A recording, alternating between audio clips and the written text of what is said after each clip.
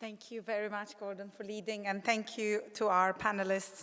It was really valuable to hear the panel discussing so clearly and articulating the high-integrity carbon markets have a role to play in not only incentivizing the production of carbon savings, but also managing the climate risks. Also, it has been fascinating to hear what's already influencing the likes of Microsoft being one of the largest, if only the largest, carbon removal off-taker globally. And we also heard that there is a signal, price signal in particular, behavioral economics and innovation in insurance. They're all driving the market move, and there are a lot more to do. And driving global cooperation, rules, transparency, monitoring, they're all essential, but they're equally very challenging, and it has been difficult to secure those over the last few years. And just to finish off saying, here at the City of London Corporation, we also have an ambitious agenda on this topic, and we are pushing the dialogue further just before COP around the corner. So we have now done with the panels, and I just wanted to remind all of you we have a little bit more to go. We have amazing keynote speakers, and the Net Zero Delivery Summit was basically born out of the UK's presidency to mark the midpoint between COPs and maintaining the momentum and focus amongst the private sector around the COP agenda. So with that context in mind, I am extremely delighted to welcome Ambassador André Corrêa de Lago, who is COP30 President-Designate, to deliver a keynote address. Thank you very much.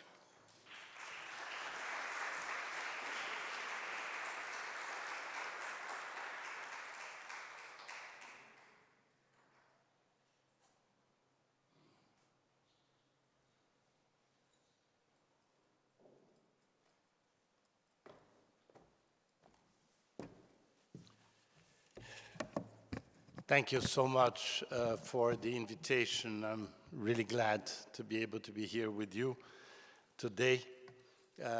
I'm going to try to convey to you what we're trying to do in this short time we have ahead, because you just said that, and I got very nervous now. You said that we have a short time to the COP, but we still can do lots of things before the COP. I believe that this kind of meeting is particularly important in a moment like that, because we have to find a new way of incorporating the climate agenda in these times of crisis. Of additional crisis, because we are basically always in times of crisis, but these months have been very rich in crisis, unfortunately. So I think that what we are trying to do is first in these months what we call the period of mobilization, in which we, like this event and other events, we're trying to bring people to rethink about the climate agenda because of the evidences, the accumulation of evidences of the climate urgency we are living. So this mobilization is symbolized by the word that I try to bring to the wider world, which is mutirão, which is a word from a Brazilian indigenous, one of Brazil's indigenous peoples, the Tupi-Guarani, and which means that everybody quite autonomously do whatever they know how to do, whatever they do well, towards a common objective, but not necessarily coordinated or under under a structure that is going to decide where you go, where you don't go. We believe that the climate urgency should inspire all to do whatever they can do in their area and have an impact on this fight. So this is this period that we call the mobilization period. And then as we get closer to the COP, we have to be conscious that there is obviously the negotiation itself, which, by the way, is happening now in Bonn, and that is going to continue in the pre-COP, but mostly is during the COP. But in great part, because of the success of the action agenda in Glasgow, there is a parallel COP that happens in the same space that is the climate, the action agenda. And the action agenda has been growing year after year. And the most important dimension of the climate agenda is that the action agenda is that it brings to the discussions the actors that are going to implement what is decided by the governments. Because the negotiations is only states that participate in the negotiations.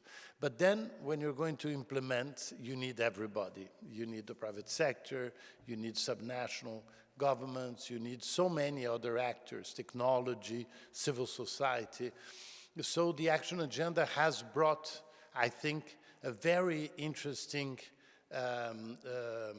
perception that there is a different logic to implementation than to negotiations. But somehow there is a general trend to think that only what is negotiated is what matters at the COP. But in fact, we believe in the Brazilian presidency that the most important thing is solutions, is action. So we are going to use this COP to have a particularly intense action agenda.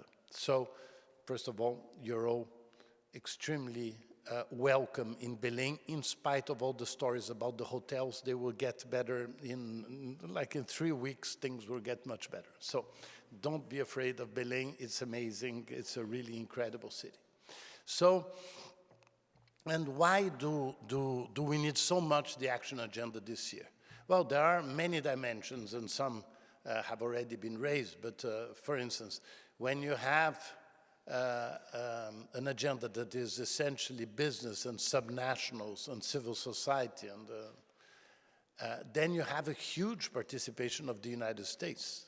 37 states of the United States are committed to the Paris Agreement. Probably 3/4 of the American economy is committed to the Paris Agreement, according to many experts, and American civil society and science and technology is absolutely essential also in all of that. So even if the US is not participating in the negotiations, the US is very much present and is an essential actor in the fight against climate change.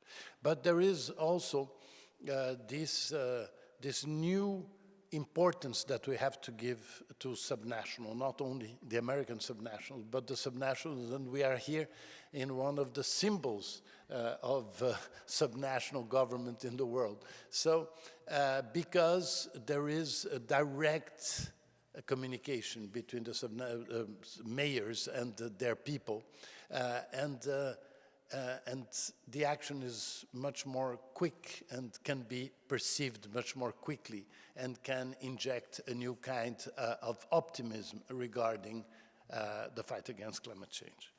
So I think that we, in this new phase in which, as I said, we have an international complex context, but at the same time, we have to admit that because of so many extreme events and so many scientific reports showing the urgency, that climate denialism has reduced significantly. But there is a new denialism that is growing and that I think you all can fight very much more efficiently than governments.